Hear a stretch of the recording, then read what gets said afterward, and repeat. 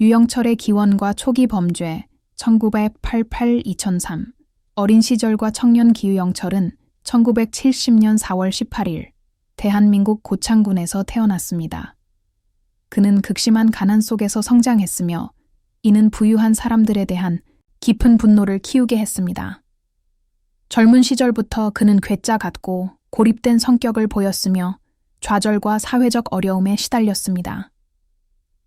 범죄 전력 유영철의 범죄 이력은 일찍부터 시작되었습니다. 1988년 절도 혐의로 유죄 판결, 1991년 다시 절도 혐의로 10개월형 선고, 1993년 또 다른 절도로 8개월 수감, 1995년 아동 포르노 판매로 벌금형, 1998년 절도, 사문서 위조, 신분 도용으로 2년형, 2000년 미성년자 성추행으로 징역 3년 6개월 선고. 이러한 범죄로 인해 유영철은 본격적인 살인을 저지르기 전까지 약 7년간 수감 생활을 했습니다. 살인의 시작 2003년 9월, 유영철은 출소 후 본격적인 연쇄살인을 시작했습니다.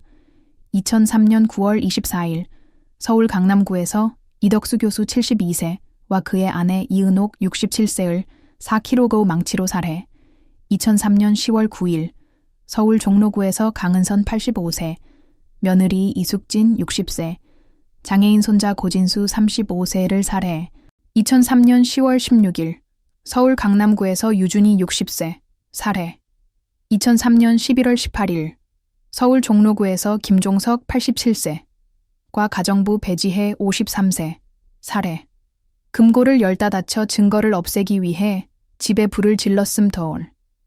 이 초기 범죄들은 주로 부유한 노인들을 대상으로 한 주택 침입과 망치를 이용한 잔혹한 살인으로 특징 지어졌습니다. 여성 살인으로의 전환 2004년 피해 대상의 변화 유영철은 잠시 범죄를 멈춘 후 피해 대상의 유형을 바꾸었습니다. 기존의 노년의 부유층을 겨냥하던 그는 이제 성매매에 종사하는 여성들을 타깃으로 삼았습니다. 이 변화는 그의 과거를 알게 된 성매매 여성과의 연인 관계가 파탄난 것이 직접적인 계기였습니다. 그녀는 유영철의 전과 기록을 알게 되자 이별을 고했고 그 일로 깊은 모욕감과 분노를 느낀 그는 여성들에 대한 복수심을 품게 됩니다. 그는 여자는 창녀가 되어서는 되고 부자들은 그들의 죄를 알아야 한다고 주장했습니다. 범행 수범 유영철은 서울 마포구에 위치한 자신의 원룸으로 피해자들을 유인했습니다. 대부분의 여성들은 성매매 종사자였고 그는 돈을 지불할 것처럼 접근한 뒤 성관계를 가진 후 잔혹하게 살해했습니다. 그는 망치로 머리를 내리치거나 손으로 목을 조르는 방법을 사용했고 일부는 목을 절단하거나 신체 일부를 훼손했습니다. 그는 범행 후 시신을 산속에 묻었으며 대표적인 장소는 봉원사 인근의 산악지대였습니다. 피해자 명단 2004년 3월부터 7월까지 유영철은 다수의 여성을 살해했습니다. 현재까지 알려진 피해자는 다음과 같습니다. 권진희 23세, 2004년 3월 16일 살해 안재선 44세, 노점상 2004년 4월 13일 살해 김희선 25세, 2004년 5월 5일 살해 신민아 33세, 2004년 5월 7일 살해 한숙자 35세, 2004년 6월 2일 살해 정영애 29세, 2004년 6월 4일 살해 장광 26세, 2004년 6월 9일 살해 김지호 27세, 2004년 6월 18일 살해 우구연 28세, 2004년 6월 25일 살해 김미영 26세, 2004년 7월 2일 살해 고선희 24세, 2004년 7월 9일 살해 임미연 27세, 2004년 7월 13일 살해 이들은 모두 유사한 방식으로 살해되었으며 그는 시신 훼손과 은폐를 통해 신원 확인을 어렵게 만들려 했습니다. 범죄의 심화 범죄를 반복할수록 유영철은 점점 대담해졌습니다. 그는 일부 현장에 흔적을 남기며 경찰을 도발했고 자신이 잡히지 않을 것이라 믿었습니다. 심지어 그는 100명을 죽이고 싶었다 고 자백하며 자신을 사형시켜야 할 괴물이라고 주장하기도 했습니다.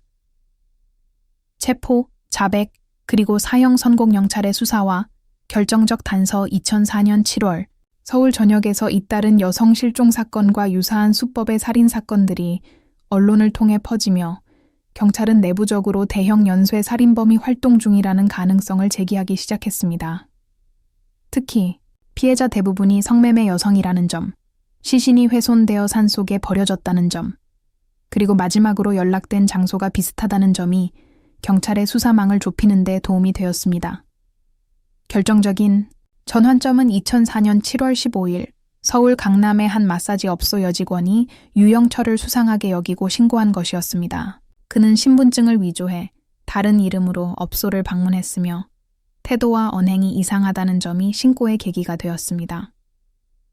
경찰은 신속히 움직여 유영철을 체포했고 처음에는 자신의 범행을 부인했지만 조사와 증거 수집이 이어지면서 결국 충격적인 자백을 하게 됩니다. 자백과 충격적인 내용 유영철은 체포 후 경찰 조사에서 총 26명을 살해했다고 자백했으며 그중 20명은 경찰이 확인한 공식 피해자입니다.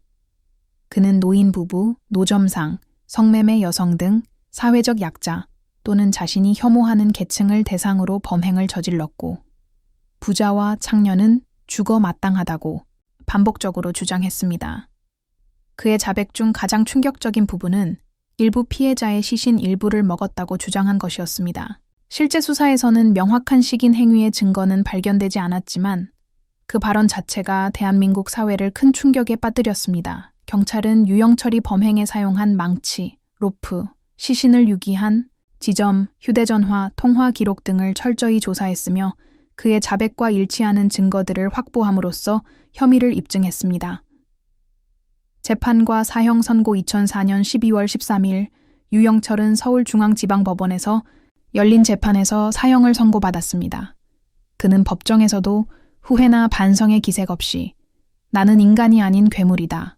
나를 반드시 사형시켜라 라고 발언해 모두를 경악하게 했습니다. 그의 냉혹하고 차분한 태도는 대중에게 더 큰 공포심을 불러일으켰습니다. 대한민국은 1997년 이후 사실상 사형 집행을 중단한 상태지만 유영철은 현재까지도 교도소 내에서 사형수로 수감 중입니다. 그는 특별한 교화 프로그램 없이 독방에서 지내며 외부와의 접촉을 최소화하고 있는 것으로 알려졌습니다. 사회적 반향과 이후의 영향 유영철 사건은 대한민국 사회에 깊은 충격을 남겼으며 연쇄 살인범에 대한 공포와 함께 성매매 여성 보호 시스템의 미비점, 경찰의 초기 수사 실패, 사형제도 유지에 대한 논의 등 다양한 사회적 이슈를 촉발했습니다. 이후 그의 이야기는 다수의 다큐멘터리 기사 방송 프로그램에서 다뤄졌고 2021년에는 넷플릭스 다큐멘터리 비 오는 날의 살인자, 한국의 사이코패스를 쫓다로 전 세계적으로 알려지게 되었습니다. 채널을 구독해주세요.